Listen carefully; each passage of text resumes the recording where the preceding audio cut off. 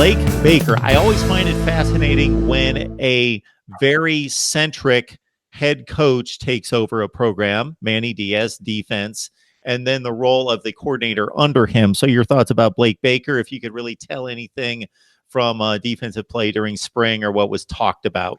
Blake Baker was brought in because Blake Baker learned under Manny Diaz, and he's going to run the same exact defense.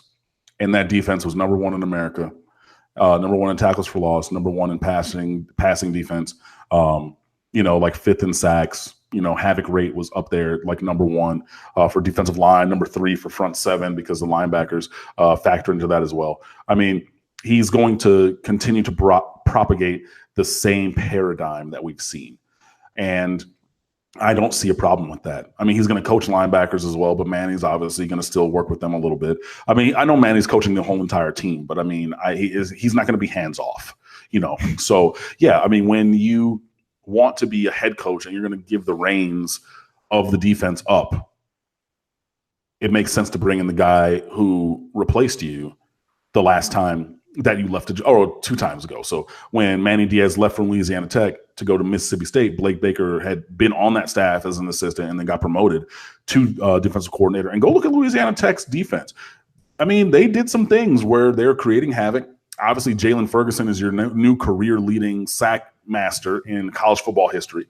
So, yeah, I am perfectly fine with it. I think that, where I think we're going to see maybe a little bit of difference is the feel for calling blitzes. Manny was consistent calling blitzes, and sometimes that came to bite him a little bit. Like he would just call them, first quarter, 3rd and 8, I'm still calling a blitz. And maybe that blitz got home later and you set it up early. So I think that's really going to kind of be when you call those specials, if you will, the blitzes and those kind of packages. I think that's where we're going to see a departure for Blake Baker versus Manny Diaz. But I'm perfectly fine with him because he runs the exact scheme of defense, I believe, that Manny Diaz instilled in him from his time in a couple places. I want to say he was a grad assistant before with him at Texas, I want to say, and then at Louisiana Tech. So, I'm perfectly fine with him being there. And I look forward to seeing what a Blake Baker defense looks like. And it is my extreme hope and goal that it looks pretty damn similar to what a Manny Diaz defense looked like these last few years.